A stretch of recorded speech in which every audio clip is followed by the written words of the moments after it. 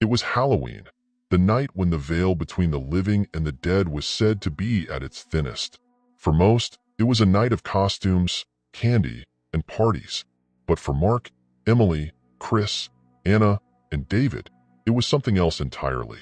They stood before the infamous Hill House, an imposing structure silhouetted against the night sky. Its cracked windows and rotting wood gave off an aura of decay, but it wasn't just the dilapidated state of the house that unnerved them. It was its history. Stories of disappearances, deaths, and the madness of Margaret Hill, the house's last resident, had earned it a reputation as the most haunted place in the state. "This is it," Chris said, adjusting his camera. "Let's see if this place is really haunted." Mark snorted. "Ghosts aren't real. This is just an old, creepy house." Emily grinned, nudging Anna, who looked pale and uneasy. "Come on, it'll be fun. We'll get some spooky footage, scare ourselves a bit, and have a great story to tell." But as they crossed the threshold, something in the air shifted. The door creaked closed behind them with a groan, and the house seemed to exhale as if it had been waiting for them. The night started as they expected, exploring dark rooms, making jokes, and trying to spook one another. David, the prankster, had already set up a few tricks to scare the others, and Chris was eagerly capturing every moment on camera. The atmosphere was thick with excitement and a tinge of fear, the perfect mix for a Halloween night. But soon, things began to go wrong. It started small. A door closed on its own. They laughed, calling it the wind. Then, shadows seemed to move, but only at the edges of their vision. Cold drafts blew through rooms with no windows open. Still, they shrugged it off until the noises began. Low whispers, footsteps echoing down the hall, faint but unmistakable. Anna clung to Emily's arm, her voice shaky. "Did you hear that?" Mark rolled his eyes.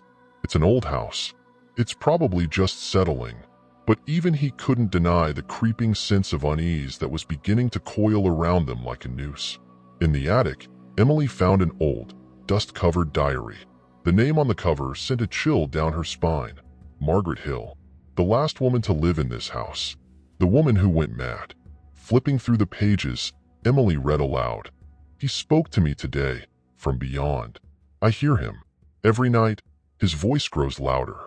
He says I mustn't leave, that the house needs me. The rituals keep him close." As she read, the house seemed to grow colder. Mark's breath fogged the air in front of him, and Chris's camera flickered, capturing glimpses of something in the shadows. David laughed nervously, trying to lighten the mood. But when he turned around, his laugh died in his throat. David was gone. The group panicked, calling out his name, searching every room. But there was no trace of him. The house felt alive now, breathing, watching them. Doors slammed shut behind them, trapping them in one room after another. The air was thick with the stench of decay, and the walls seemed to pulse as if something behind them was trying to break through. Emily felt a cold hand grip hers, but when she turned, no one was there. Mark stared into a dusty, cracked mirror, but the reflection wasn't his. Instead, the face of an old woman with hollow eyes stared back at him, her lips curling into a twisted smile. In the end, Hill House claimed them all. One by one, they were consumed by its malevolent forces, their screams echoing through the empty halls before fading into silence. What remained of them was neither alive nor dead, trapped in the twisted corridors of the house, their souls bound to its cursed history. The house, now quiet once more, stood in eerie stillness, waiting patiently for its next visitors, as if the events of that Halloween night were just a fleeting whisper in its endless hunger for new victims.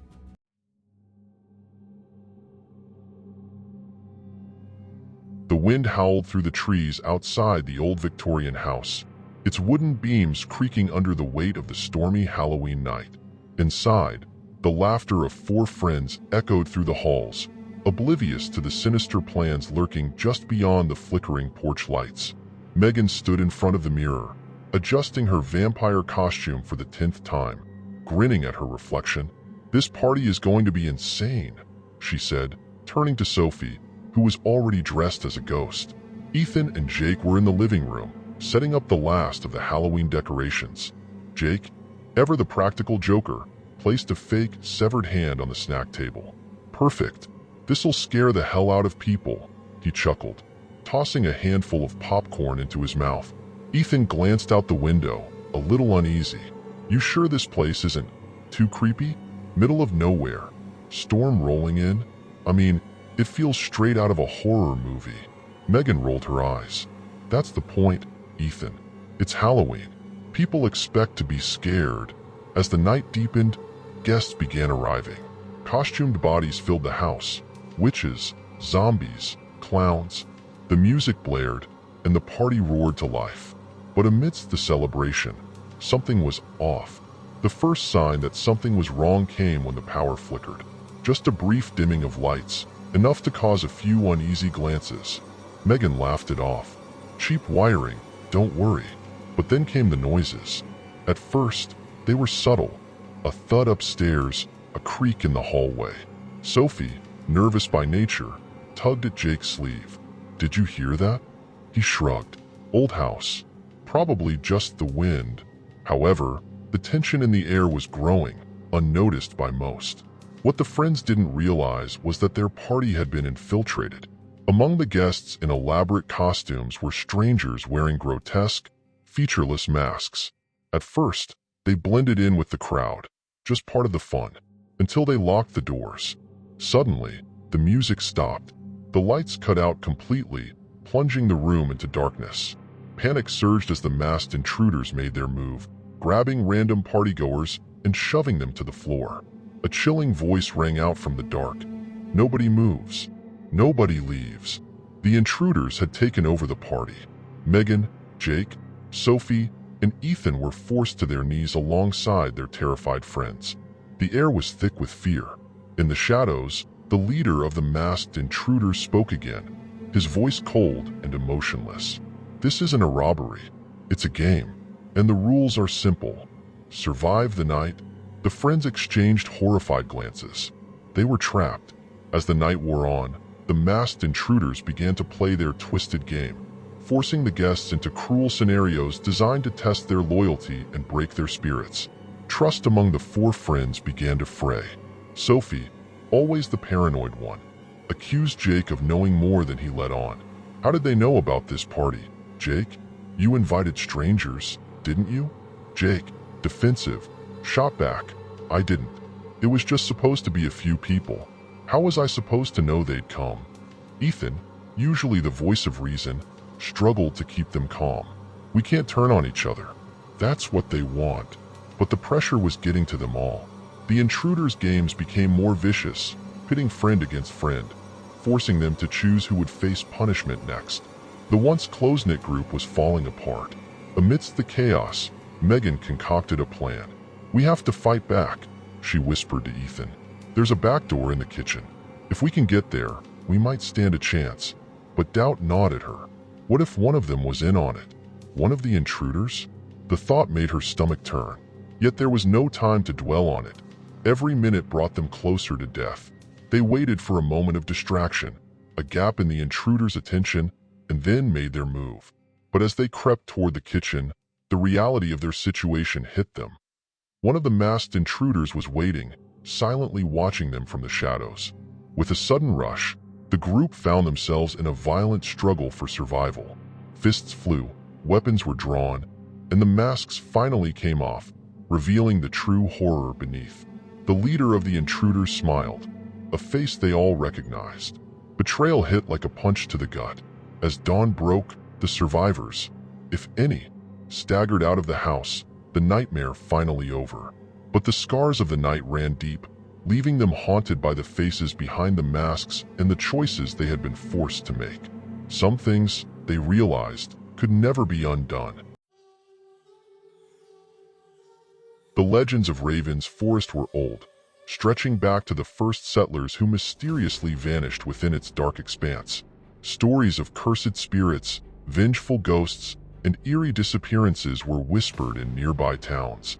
No one had ever returned from a night in Raven's Forest. Yet, every few years, there were those foolish enough to try.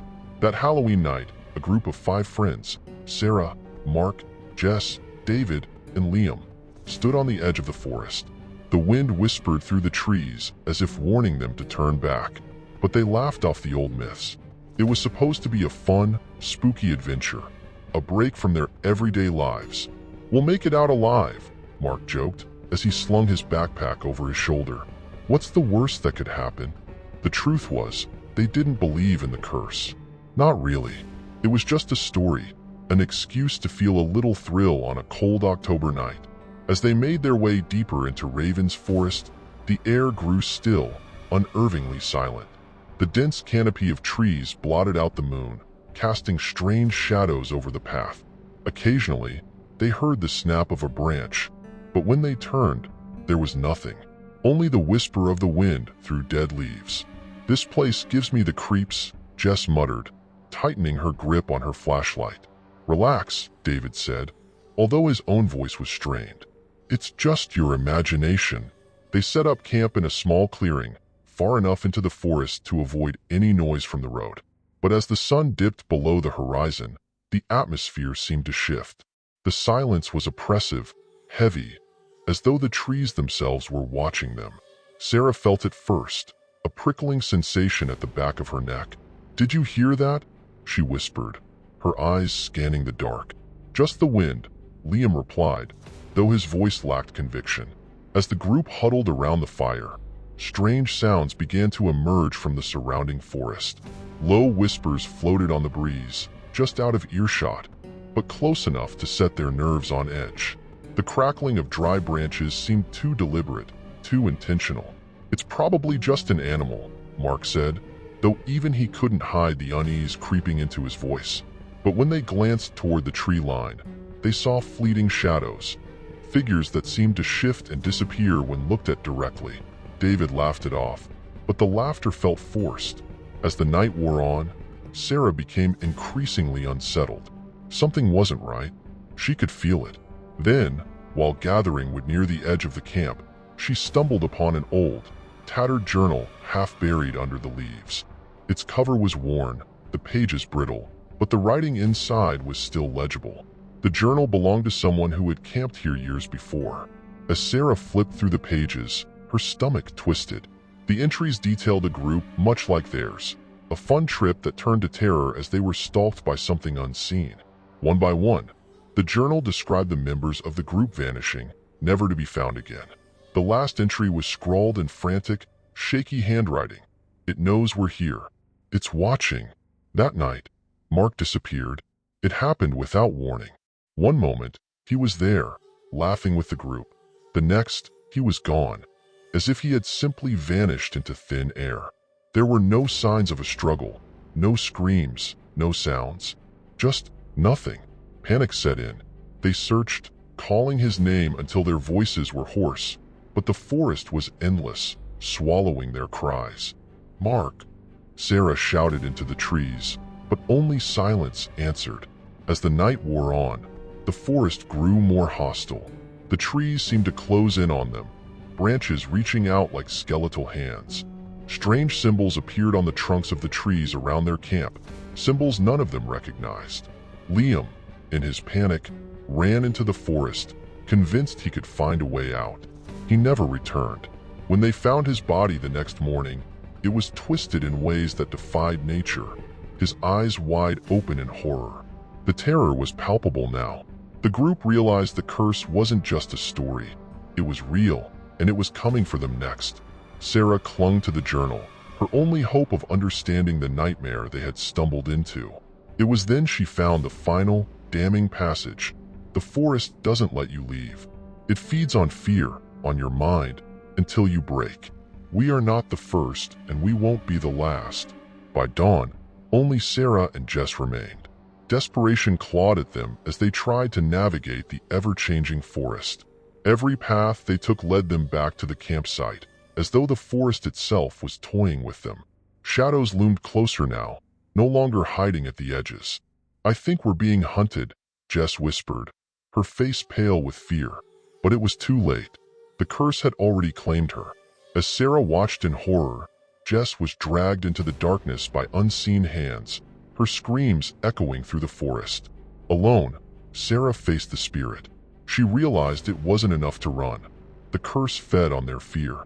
Steeling herself, she stood her ground, confronting the malevolent presence. "You can't have me," she whispered, her voice trembling but defiant. The last thing she remembered was the cold, dead eyes of the spirit before everything went black. Weeks later, a group of hikers stumbled upon the campsite. They found the remains of a fire, torn tents, and Sarah's journal. But of the campers themselves, there was no trace. Raven's Forest still stands, and the legend continues. Those who enter never return, and those foolish enough to camp there will eventually hear the whispers of the forest, warning them to leave before it's too late.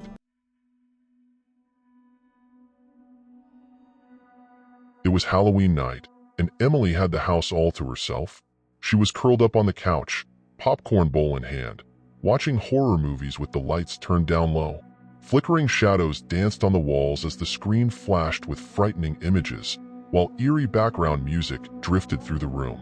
Outside, the street was unusually quiet, only the faint rustling of leaves breaking the silence. Emily shivered and laughed nervously, feeling a mix of comfort and dread, a feeling that Halloween always brought. The old horror flicks usually didn't scare her, but tonight felt different. There was a heaviness in the air, like someone was watching her, unseen and nearby. She glanced around, reassured by the solitude, but couldn't shake the feeling that something was wrong. Trying to ignore it, she focused back on the screen, telling herself it was all in her head. Suddenly, a faint knock echoed through the house. Emily froze, remote in hand, as she listened intently. Had she really heard that? She paused the movie, silence settling like a thick blanket around her. The knock came again, a little louder this time. She stood up, her heart beginning to race. Who would visit this late? Halloween had already ended, and trick-or-treaters were long gone. Emily tiptoed to the front door and tried to peek through the window, but no one was there. A cold sweat prickled her skin as she lingered, unsure whether to open the door or retreat back into the safety of the couch. Finally, taking a deep breath, she decided to open it, convincing herself it was just a prank. She turned the lock and slowly pulled the door open, squinting into the darkness outside. Standing in the doorway was a figure dressed in a long, dark coat and a wide-brimmed hat, obscuring much of his face. Except there was no face, no eyes, no mouth, no features of any kind. It was like someone had erased his entire face, leaving a blank, smooth canvas where a person's features should have been. Emily's heart hammered in her chest as she gaped at the faceless figure, rooted to the spot. She tried to speak, but no words came out. Her mouth moved, her mind screamed, yet no sound escaped her lips.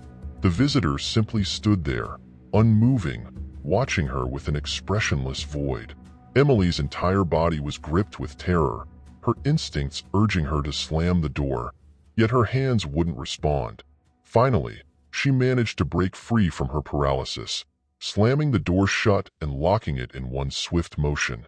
Her fingers scrambled for her phone, dialing 911 with trembling hands. But there was no dial tone. The line was dead. Panic surged through her veins as she tried every button, each attempt met with eerie silence. A sudden creak from the back of the house sent her heart racing again. She turned toward the noise, horrified, and found the back door locked tight. Desperately, she turned the lock, yanking at the door, but it wouldn't budge. She spun around and froze. Soft, deliberate footsteps echoed from the hallway, growing closer with each step. She wasn't alone anymore. Emily frantically scanned the room, looking for anything that could serve as a weapon or escape route. She tried every window, but they were all mysteriously locked, the handles cold and unmoving beneath her shaking hands. She was trapped, confined within her own home like a mouse in a cage. The footsteps grew louder, closing in on her. Emily backed into a corner, her breaths shallow and rapid, as her gaze darted around in wild desperation. The faceless visitor seemed to melt from the shadows, his featureless face turning in her direction. She could feel his presence, dark and overwhelming, filling every corner of the room. Her pulse thundered in her ears, and as the visitor's faceless visage loomed closer, she shut her eyes tightly, hoping it was all a nightmare that would vanish if she just wished hard enough. The lights began to flicker, casting rapid flashes of light and shadow around the room. Emily could feel him standing inches away, the cold emanating from his form freezing her skin. And then, in one final flicker, the room went dark, leaving her in pitch-black silence. All was still for a moment, until a single, slow knock resounded through the quiet, a final echo that left the screen in darkness, sealing Emily's fate in silence.